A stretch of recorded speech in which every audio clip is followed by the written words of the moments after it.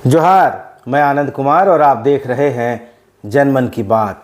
दोस्तों, चंपई सोरेन मंत्रिमंडल का आज ही विस्तार होना था, लेकिन कुछ कारणों से टाल दिया गया। अब 16 फरवरी को नए मंत्रियों को शपथ दिलाई जाएगी। कौन मंत्री होगा, इसको लेकर चर्चाओं का बाजार गर्म है। अटकलें लग रही हैं, कयास लग रहे हैं कि कौन मंत्री बनेगा।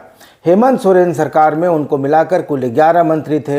हेमंत सोरेन फिलहाल ईडी की कस्टडी में हैं। उनकी सरकार में मंत्री रहे चंपई सोरेन अब मुख्यमंत्री बन चुके हैं। तो इस तरह झारखंड मुक्ति मोर्चा के कोटे से चंपई सोरेन का मंत्री पद खाली हो गया है। चंपई सोरेन को मिलाकर झारखंड मुक्ति मोर्चा के 5 मंत्री हेमंत सोरेन सरकार में थे। इनमें चंपई सोरेन, जोबा मांझी, मिथिलेश कुमार ठाकुर, हफीजुल हसन और बेबी देवी शामिल थे। राजद कोटे से एकमात्र सत्यानंद भोक्ता मंत्री थे, जो चंपई सोरेन सरकार में भी हैं। कांग्रेस के कोटे से कुल 4 मंत्री थे: आलमगीर आलम, रामेश्वर उरांव, बन्ना गुप्ता और बादल पत्रलेख। आलमगीर आलम भी चंपई सोरेन के साथ शपथ ले चुके हैं। उनके डिप्टी सीएम बनने की संभावना है। तो कांग्रेस कोटे से मंत्रियों के 3 पदों की वैकेंसी है। अगर कांग्रेस 12वें मंत्री के पद के लिए दबाव बनाती है तो उसे एक और सीट मिल सकती है। लेकिन फिलहाल जेएमएम से 4 और कांग्रेस से 3 यानी 7 मंत्रियों की नियुक्ति की जानी है और इसको लेकर भारी लॉबिंग चल रही है। झारखंड मुक्ति मोर्चा में भी चल रही है और कांग्रेस में भी चल रही है, लेकिन कांग्रेस में कुछ ज़्यादा ही खींचतान लॉबिंग चल रही है। 4 साल तक मंत्री रहे रामेश्वर उरांव, बन्ना गुप्ता और बादल पत्रलेख क्या रिपीट करेंगे या उनकी जगह नए मंत्री आएंगे, इसको लेकर खूब अंदाजे लगाए जा रहे हैं। कांग्रेस के झारखंड प्रभारी गुलाम अहमद मीर विधायकों और पार्टी नेताओं से रायशुमारी के बाद नामों की लिस्ट लेकर दिल्ली चले गए हैं, जहां वे पार्टी महासचिव केसी वेणुगोपाल के साथ चर्चा के बाद नामों की घोषणा करेंगे कि कौन नए मंत्री शपथ लेंगे। दोस्तों, कांग्रेस में कई दावेदार हैं, बड़ी लंबी सूची है। हर कोई ही लगता है कि मंत्री बनना चाहता है। उमाशंकर अकेला ने मंत्री बनने का दावा ठोक दिया है। इरफान अंसारी भी इच्छा जता रहे हैं। हर विधायक चाहता है कि उसे एक बार, कम से कम एक बार तो मंत्री बनने का सौभाग्य प्राप्त हो। मंत्री पद को लेकर अकेला यादव और इरफान अंसारी ने क्या कहा है, उसको सुन लेते हैं, फिर आगे की चर्चा करेंगे। लेकिन उसके पहले चैनल को बस एक छोटा सा बटन दबाकर सब्सक्राइब करना होता है, नहीं किया है तो कर लीजिए। आखिर क्यों नहीं रहेंगे शामिल? रहना है। मैं 2 बार के विधायक में हूँ और राजनीतिक करियर मेरा 45 साल का है, क्यों नहीं रहूँगा? रहना लाजमी है, इसलिए मैं दौड़ में हूँ और आला कमान जो फैसला करेंगे वो सम्मान्य होगा। हर को ख्वाहिश होती है कि वो मंत्री बने। जब हम विधायक बने हैं तो कार्यकर्ता चाहता है कि हमारा नेता मंत्री बने, हमारा नेता सांसद बने। तो ये फीलिंग तो है, सब चाहता है कि हम मंत्री बने, लेकिन मैं रेस में नहीं हूँ। आई एम आउट, क्योंकि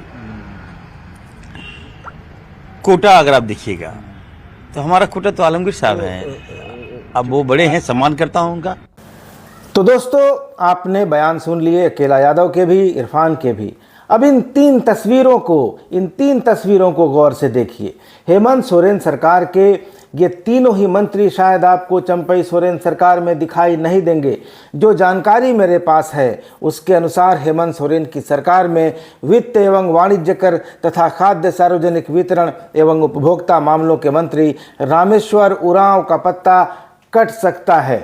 कारण यह है कि उनके यहाँ ईडी ने कुछ महीने पहले रेड डाली थी। सरकारी आवास से 30 लाख नकद बरामद हुए थे, ऐसा मीडिया में बताया गया था। कहा गया था कि उनके बेटे के शराब माफिया योगेंद्र तिवारी के साथ व्यावसायिक संबंध हैं।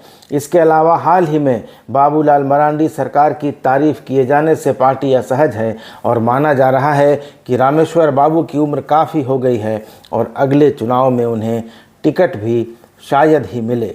तो रामेश्वर बाबू चंपई सोरेन सरकार में नहीं दिखें तो आश्चर्य अचरज नहीं होना चाहिए। दूसरा नाम बादल का है। बादल के बदले संथाल परगना से किसी नए चेहरे को मौका देने की बात कही जा रही है। बादल उतने परफॉर्मिंग मंत्री नहीं रहे हैं, इसलिए उन्हें बदला जा सकता है। लेकिन कांग्रेस का कोई मंत्री अगर सबसे ज़्यादा चर्चा और विवादों में रहा तो वह है बन्ना गुप्ता। कोरोना की दो लहर उनके समय आई। बन्ना ने तब खूब सुर्खियां बटोरी, लेकिन विवादों में भी खूब रहे। उनका एक कथित अश्लील चैट वायरल हुआ। सरयू राय ने उन पर कोविड प्रोत्साहन राशि में गड़बड़ी करने और प्रतिबंधित श्रेणी की पिस्टल रखने का आरोप लगाया। बन्ना ने उन पर मानहानि के 2 मुकदमे दर्ज कराए और कुल मिलाकर 3 मुकदमे ठोके हैं। और साथ ही बन्ना के भारतीय जनता पार्टी में जाने की भी अटकलें लगती रहती हैं। लेकिन इस बार कांग्रेस पार्टी के अंदर से ही बन्ना के नाम पर भारी विरोध है और बताया जा रहा है कि अगर बन्ना गुप्ता को दोबारा मंत्री बनाया जाता है तो कांग्रेस में भारी बवाल मच सकता है। इसलिए बन्ना गुप्ता भी शायद मंत्री पद की शपथ लेते न दिखें। हालांकि बन्ना गुप्ता इतनी आसानी से हार मानने वालों में नहीं हैं, तो इसलिए वे हार मान लेंगे, चुपचाप बैठ जाएंगे या मान लेना जल्दबाजी होगी। लेकिन अभी फिलहाल जो संकेत हैं उनको अगर सच माने तो हेमंत सोरेन सरकार में कांग्रेस कोटे के इन तीनों ही मंत्रियों का पत्ता कट चुका है। तो फिर सवाल ये है कि मंत्री का पद आखिर मिलेगा किसको? कई दावेदार हैं। 2 दावेदारों को तो आपने सुन लिया, उमाशंकर अकेला और इरफान अंसारी। इन दोनों के अलावा प्रदीप यादव, दीपिका पांडे सिंह, पूर्णिमा नीरज सिंह, कुमार जयमंगल उर्फ अनूप सिंह, रामचंद्र सिंह, भूषण बाड़ा आदि के नाम भी चर्चा में हैं। लेकिन इनमें किसके मंत्री बनने की संभावना कम है, उस पर चर्चा कर लेते हैं। अकेला यादव को मंत्री नहीं बनाया जाएगा क्योंकि कांग्रेस में इस बात को लेकर ही कोई आश्वस्त नहीं है कि अकेला जी अगला चुनाव कांग्रेस से लड़ेंगे या किसी और दल से, या फिर कांग्रेस में ही उन्हें टिकट मिलेगी या नहीं, इसको लेकर भी कोई गारंटी नहीं है। तो अकेला जी मंत्री बनते दिखाई नहीं दे रहे मुझे। इरफान को मन तो है बड़ा, समय समय पर पीड़ा जाहिर भी करते रहते हैं, लेकिन आलमगीर आलम मंत्री बन चुके हैं और जेएमएम में हफीजुल हसन का मंत्री बनना तय है, तो मुस्लिम कोटा फुल हो गया है। इरफान का चांस नहीं लगेगा और इरफान भी इस बात को जानते हैं, जैसा उन्होंने इस वीडियो में पहले आपने सुना कहा भी है। वैसे भी कैश कांड में वे कई महीने तक पार्टी से निलंबित रह चुके हैं।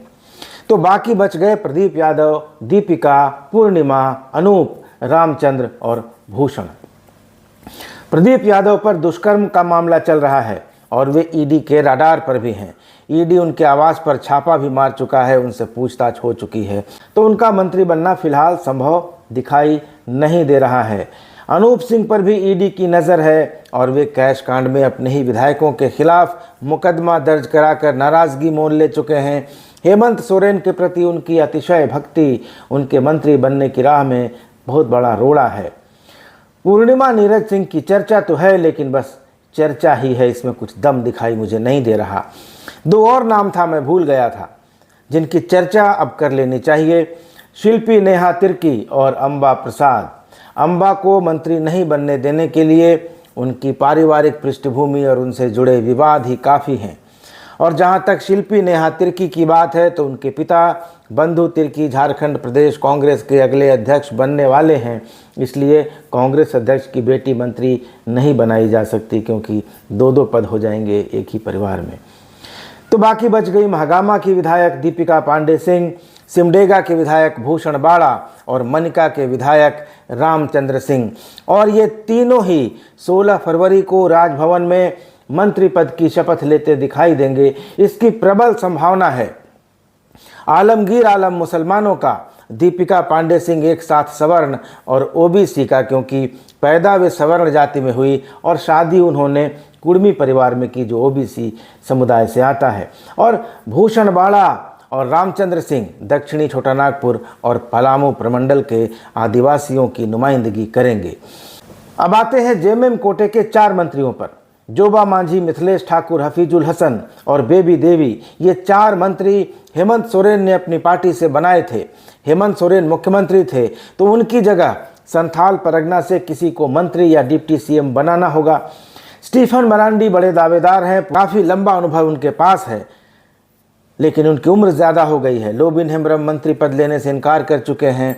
तो बात आकर सीता सोरेन और बसंत सोरेन पर रुक जाती है।